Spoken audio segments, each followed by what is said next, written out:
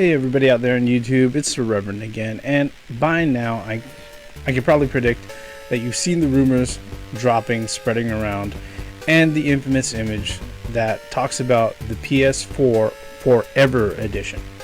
Now, a lot of folks out there know that tomorrow, the 7th, that Sony has a huge announcement, and they're probably going to go out of their way to make their official announcement of the PS4 Slim and the PS4 NEO. That was kind of spoiled by the fact that the PS4 Slim, somebody went ahead and took one that fell off the truck, brought it home, opened up the box, started up running, took a whole bunch of pictures of it, made it, posed in sultry positions and everything like that, ransomed off some pictures, leaked them online, and everybody was able to see the PS4 Slim. Not that we didn't expect it, but it definitely wasn't at Sony's planned schedule. With that, we have this particular image, and if you go ahead and just Google search Sony PS4 NEO or PS4 NEO Forever Edition, then you'll see the image that I'm talking about. I'm not going to put it up because it's going to be really easy for you to find, and I don't want to be hit with any sort of DMCA strike or anything like that. This is a hobby, and I don't want to deal with the hassle of having to sit there and wrangle around legalities or anything like that with anybody like Sony. But if you're looking at the particular image, it's actually pretty interesting. And if you ask me, I think it's fake as shit. Reason being is that, number one, it just looks like somebody went ahead and took the PlayStation for the fonts that are used on a lot of the readily available fonts that are used on a lot of the printed Sony materials and the PlayStation logo, and put it together on like Word or something like that. Number one, there's a lot of spelling errors, and if this was an official thing that Sony would go ahead and put out, I would be fairly convinced that they'd go out of their way and at least have somebody do a grammar check or fucking spell check on the thing.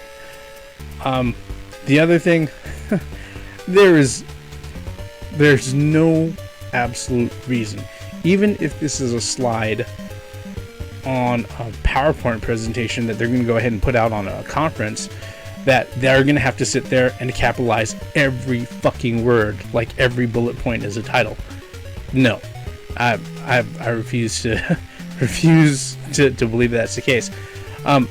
That just goes back to what I said before. There are grammatical errors and errors all over it. A lack of a closed parentheses, lack of a comma, other things like that. And the other thing that it presents, of all the information that it presents, all stuff that can be guessed and projected at, a lot of buzzwords, but nothing specific at all. Okay? Of which it's got pretty much 5 bullet points. And this sounds generic as shit. First one, most powerful system to date. Well, duh. At least until the Scorpio comes out, which, we'll be honest, doesn't have any real specs either, but we'll see. At least on our end, though, if anybody's speculating, it's already been confirmed by Microsoft, and they've given us something. Bullet point number 2: 4K output, movies, 4K output, games, movies, etc. And in parentheses under that, current PS4 games upscaled to 4K. Anybody putting together a checklist would want to go ahead and throw that on there. It's so germane and vague. Okay, other than the fact that, hey, look, it's got 4K output. All right, cool. Number 3, baked in PlayStation Plus. I have no idea what the fuck that means. Nobody has any idea what that means. Does it mean that, is this console going to cost so much that they're going to give you PlayStation Plus for free? If they do, it's probably only going to be for 1 year. Or is it going to be one of those things where, in order to go ahead and ease the, expense of actually owning this console, you've got to go ahead and get PlayStation Plus and get it as a service, so include PlayStation Now. Maybe there's some sort of marketing thing like that, which I'm scared to think that they go that way. I think that's something that every publisher or every first-party publisher is tempted to do, but I just can't take this seriously. Number 4, console first SSD out of the box. Okay. That would be feasible. Considering the prices of SSDs, it'll probably have something like an 80 gig or 120 gig. Otherwise, if they're going for something bigger than 250 gigs, let's see here. Let me go ahead and jump on Amazon really quick and go ahead and put in 250 gigabyte SSD hard drive. Okay. Let's see here. Samsungs. Let's see here. 2.5. These. Okay. $100. Actually, that's not too bad. State of 3. Now, let's see what it goes up to at 500 gigabytes. Considering that we are dealing with, Blu-ray discs here, and it can hold at least, a maximum 54 gigabytes at a 500 gigabyte capacity for an internal SSD drive that shoots all the way up to $160. And 1 terabyte looks like that average shoots all the way up to $330. Considering this is Sony, and if they're putting it together for an OEM system, it's not going to be running at OEM prices.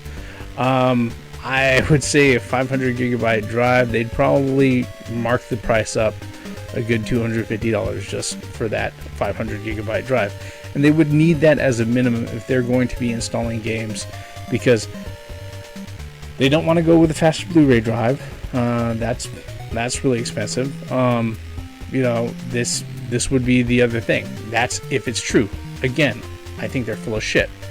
But, that's my opinion. Now, this is the one that's the real kicker. Bullet point number 5 is fully upgradable components. And then there is no colon listing this out. It has parentheses hard drive, comma, graphics card, parentheses again, PS GPU only, close parentheses, and without any other close parentheses, and DDR5 RAM.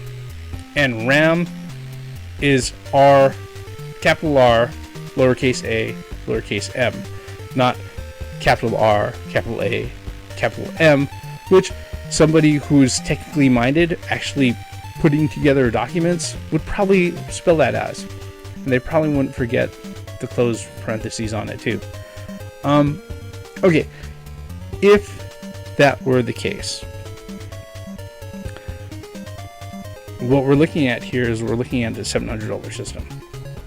Alright, at minimum. $700 to $800 system. Upgradable components and other things like that. Hard drive, that's been there forever. Graphics card, I can see them doing that, but then you run this particular, then you create this scenario where everybody has these mishmash spec Frankenstein console machines, which is just shitty for developers. You wouldn't want to do that. The single upgradable components thing, where you sit there and you're like, oh hey, look, we can go ahead and mess around with graphics card capabilities or the RAM capacity or the speed of the RAM. If you want to go ahead, and if Sony wants to go out of their way and drive developers and third-party publishers away from their platform in droves, and if they want them to go ahead and do a complete 180, not support the PS4, and just go to the fucking Neo, alright, and support that, this is the way that they would do it. Not only that, but you're going to be dealing with, okay, what about warranty? So we're going to let customers go ahead and swap components out. How's warranty going to be handled? How's warranty going to be handled on individual parts? Now, granted, if they go ahead and they put together in a module, like if they in a module style that's well designed, it'll be idiot proof. You're not going to have to worry about plugging power molexes or power connections in backwards and frying components that way. But just generally speaking, this is not the portion of the market that you want to go ahead and allow upgradable components. At least not on the level that end users are going to be swapping them or installing them themselves. Now, I know a lot of you out there are like, well, I'm a tech savvy guy. Well, I'm not going to sit there and I'm not going to doubt that if you think that of yourself. But generally speaking, the general consumer doesn't want to think about this shit. And the general consumer, even the ones who think they're tech savvy, are fucking dumb. All right, I wouldn't trust them to do that. No, if I was a first-party manufacturer, I wouldn't trust them to do that. And like I said, then you have the developer side where now they have to sit there and worry about variable spec for a first-party console. That sucks, everything would go main SKU, Xbox One. That's exactly what would fucking happen.